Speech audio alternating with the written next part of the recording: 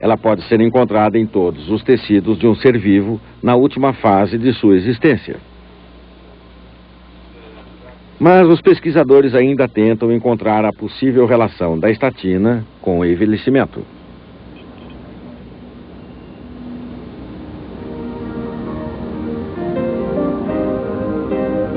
Como todos nós possuímos um patrimônio genético específico, os genes do envelhecimento nos afetam de maneira diferente.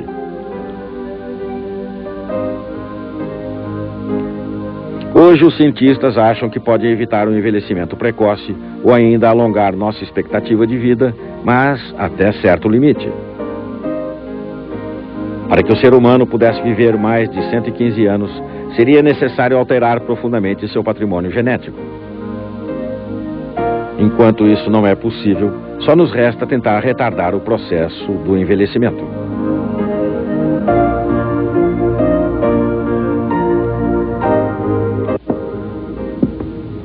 A imortalidade não está nada perto. O jeito é envelhecer da melhor forma possível.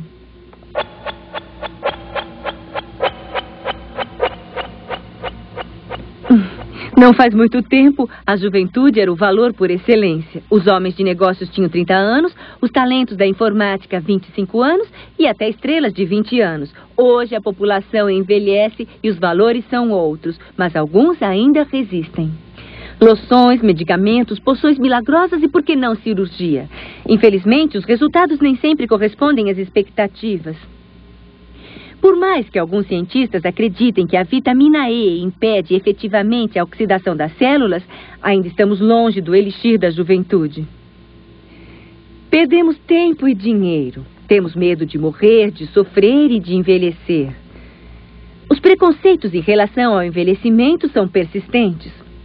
Você sabia que Picasso tinha 80 anos quando fez estes desenhos? Com certeza, ele ainda se interessava pela sexualidade. Aos 78 anos, Charles de Gaulle ainda governava a França. Aos 80, Marguerite Yourcenar fazia conferências para incentivar as pessoas a protegerem o meio ambiente.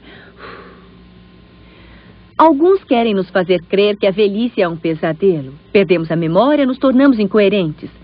Regredimos tanto que um dia nos vemos com as nossas faculdades cerebrais enfraquecidas, nos embalando perto da lareira como se fosse uma criança de 3 anos.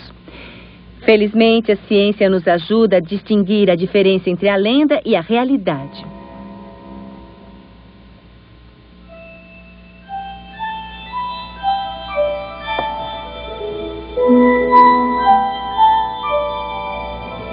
Durante a vida, um ser humano normal pode perder até 10% dos 100 bilhões de neurônios que seu cérebro possui no nascimento.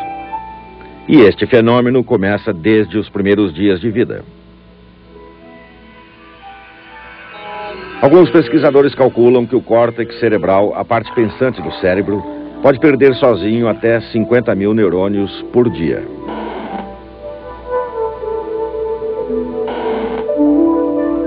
O mais grave é que o número de ligações entre os neurônios, que são responsáveis pela difusão das informações no cérebro, também diminui gradualmente.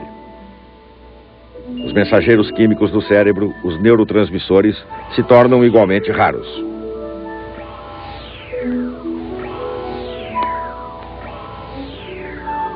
Este quadro sombrio pode sugerir que a maioria das pessoas idosas perderam grande parte de suas faculdades cerebrais. Não é verdade.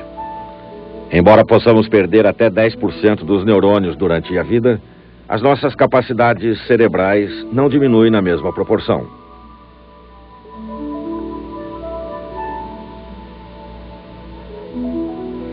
Além disso, o cérebro conserva sua plasticidade ao longo dos anos. Mesmo em idade avançada, o ser humano pode criar novas redes de neurônios em razão das atividades que exerce.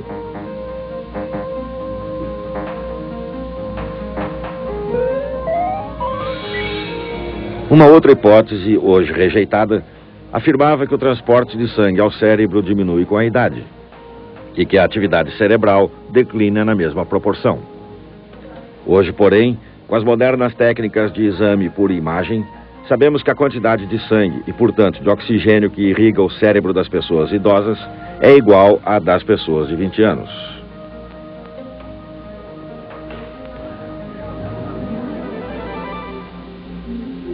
Por que então os idosos se queixam da perda de memória, queda da concentração ou da agilidade intelectual? A resposta está ligada em parte ao ambiente que cerca a pessoa idosa. O isolamento, a perda do emprego e a redução de atividades são fatores que levam inevitavelmente a uma diminuição do trabalho intelectual. Além dessas causas exteriores, há uma diminuição de sensibilidade dos órgãos sensoriais. A visão, o paladar, o olfato e a audição se enfraquecem. Mesmo que as informações exteriores permaneçam estáveis, decresce a quantidade de estímulos que atinge o cérebro. Ele não é mais tão solicitado.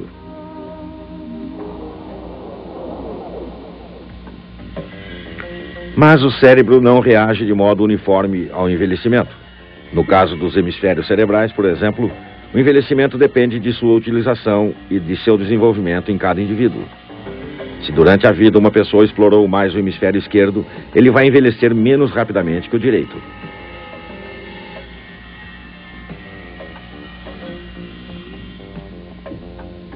A aptidão para ler, escrever e compreender muda pouco com a idade.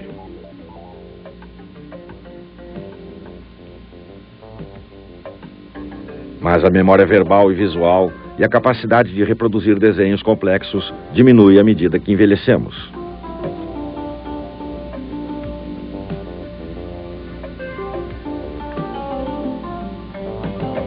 O envelhecimento normal também é acompanhado da perda de memória. A causa seria a destruição de neurônios do hipocampo, parte do cérebro ligada às funções de memorização.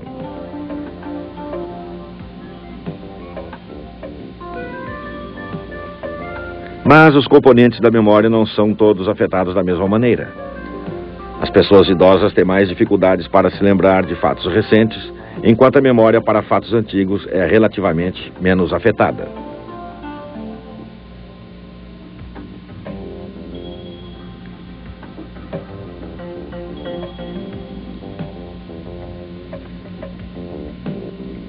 Mas é possível que as funções amnésicas não sejam diretamente afetadas. Alguns acreditam que a codificação e a decodificação de informações no cérebro é que são perturbadas. A capacidade de memorização ficaria intacta. As informações é que seriam tratadas de forma inadequada, tanto na entrada como na saída do cérebro.